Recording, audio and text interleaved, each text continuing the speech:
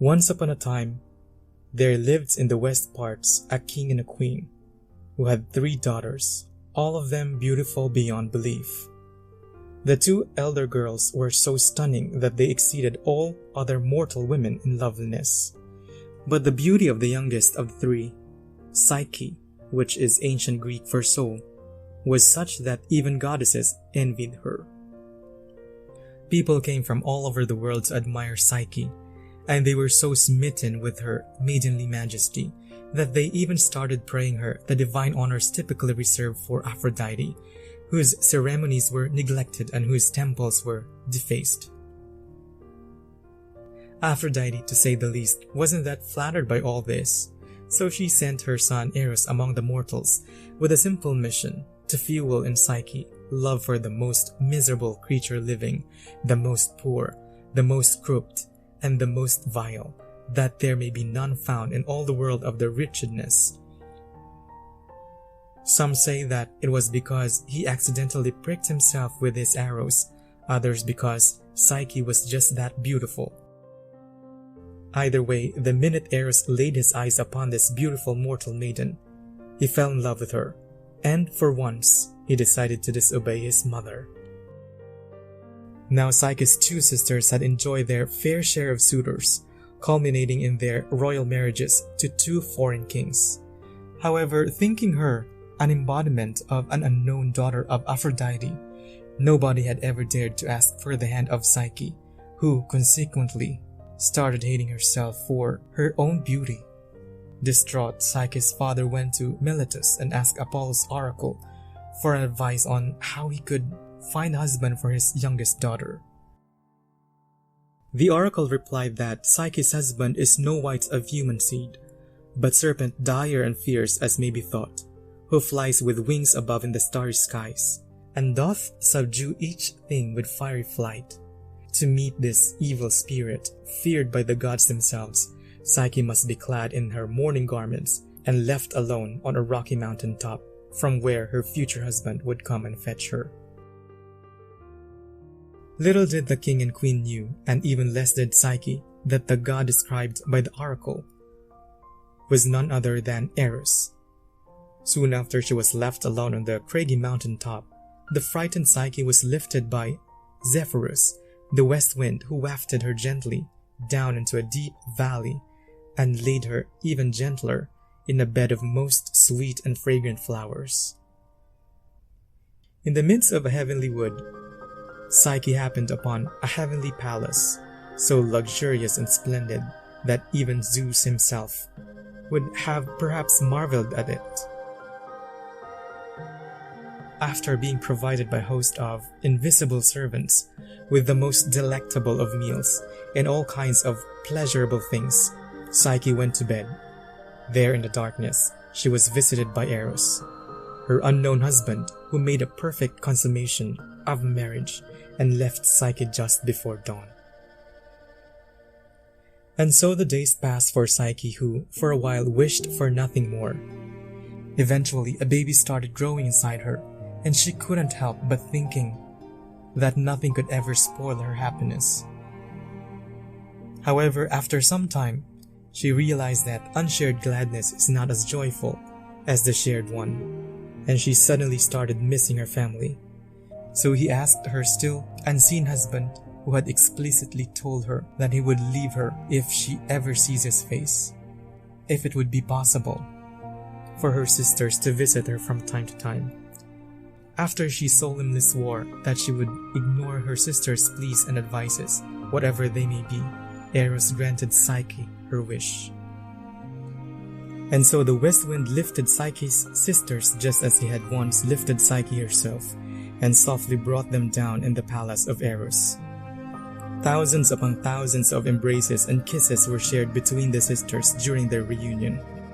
However, with every next visit, the elder sisters of Psyche grew more and more envious of their siblings' extraordinary fortune, and when Psyche once confessed to them that she had no idea what her husband looks like, they scared her stiff that her husband must be an ugly beast who plans to devour her baby once she gives birth. Eventually, they convinced her to kill him. That very night, after their lovemaking, Psyche approached the blissfully asleep Eros with a lamp and a razor. It didn't take her long to identify him. She didn't only see hairs of gold, purple cheeks, and neck whiter than milk, but also her husband's bow and arrows lying beside him. Awestruck and curious, she pulled one of the arrows of the quiver and pricked herself while doing this. The pain startled her, and a drop of burning oil fell from her lamp upon the shoulder of Eros. This awoke the god momentarily, and just as soon as he realized that his wife had broken her promise, he fled away without a word. Too bad that Psyche, owing to the arrow wound, had now fallen even more intensely in love with her husband. Not knowing what to do, Psyche started searching for Eros right away. She wandered through country after country and prayed for help, but it was all in vain. Even Demeter and Hera, after that everything else would offend Aphrodite, refused to aid Psyche on her quest.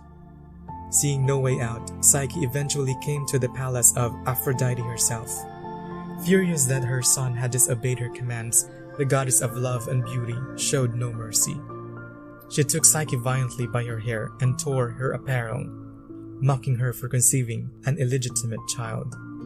Afterward, she handed her over to her two servant maidens, Sorrow and Sadness, and started torturing her by giving her tasks as formidable as those of Heracles.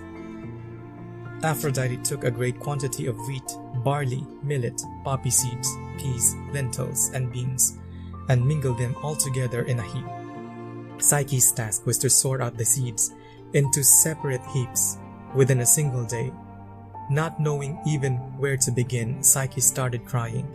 Fortunately, an ant heard her and felt sorry for her, so she quickly rounded up all the ants of the country, and they all came, helping Psyche finish the job just in time. Next, Aphrodite tasked Psyche with gathering the golden wool from a nearby flock of murderous sheep with sharp horns. This time, a divinely inspired green reed advised her, through the sounds of a gracious melody, to wait until the sheep fall asleep in the heat of the afternoon, and only then gather the locks of their golden fleeces hanging upon the nearby briar bushes. Psyche followed the advice and brought Aphrodite a lapful of golden wool, but the goddess was still not impressed. Aphrodite's third task was even more complicated. Psyche had to fill a jar with the waters from the black and deadly river Styx, parts of which flowed on the top of a distant mountain. Psyche went too much trouble to merely get to the place, only to find that on each side of the river there lay a great never-sleeping dragon appointed to keep the waters safe. Psyche froze with fear and was so out of her mind that she wasn't even able to cry anymore. Seeing her there, and remembering that he owed a favor to Eros, Zeus's eagle suddenly flew down from the clouds and snatched Psyche's jar out of her hands. Then he filled it to the top with the waters of Styx and brought it back to the maiden. Psyche joyfully returned to Aphrodite and ecstatically presented her with the jar. Aphrodite, however, had something else on her mind, the fourth and final task. Appropriately, this one surpassed by far all the others in the degree of difficulty. Namely, this time Psyche was supposed to go to the underworld and ask for Persephone a day's worth of her beauty, pack it in a box, and quickly bring the box to Aphrodite, reasoning that the only way for her to visit Hades was by dying. The despairing Psyche went up one higher tower with the intention of throwing herself headlong into hell. However, inspired by divine providence, the tower revealed to her a better way, and more or less Psyche did everything the tower told her. First, she went to heal Taenarus in the Peloponnese, where she found a hole leading to Hades. However, she didn't go there with empty hands, taking with her 2 coins and 2 pieces of bread soaked in barley and honey. She used the first coin to pay Charon for her fare across the Styx, and the first bread to mellow Cerberus and be allowed entry to the palace of Hades. There she found Persephone, and following the tower's advice, rejected all of her fine meals, asking instead for a crust of brown bread and a favor. After being granted the latter one, Psyche fetched a little of Persephone's beauty and returned to the land of the living, bribing Cerberus with her second bread and paying off Charon with her last coin. However, as it usually happens, she disobeyed the very last instruction. Just like Pandora had done once with the jar, Psyche too opened the box of Persephone. This time though, the act was neither out of curiosity nor out of spite. Psyche had merely hoped that a dash of divine beauty should help her win back the love of Eros. However, she could perceive no beauty nor anything else, save only an infernal and deadly sleep, which immediately invaded all her members as soon as the box was uncovered, in such sort that she fell down on the ground and lay there as a sleeping corpse. Eros, who could bear neither the sight nor the absence of Psyche anymore, secretly flew out through a window of his chamber, and upon reaching Psyche, wiped away the cloud of sleep from her face, and put its essence back in the box. Then he lifted his beloved wife into the air, and Psyche was able to bring her present to Aphrodite just in time. Not wishing to see her tortured anymore, Eros immediately went to Zeus and begged him for approval. Zeus consented and made Psyche immortal by giving her ambrosia, not only so that she and Eros may be united in marriage as equals, but also so that Aphrodite may finally be appeased. In due time, Psyche's baby was born. It was a healthy daughter whom the married couple named Voluptus. Fittingly, when she grew up, she became the goddess of pleasure.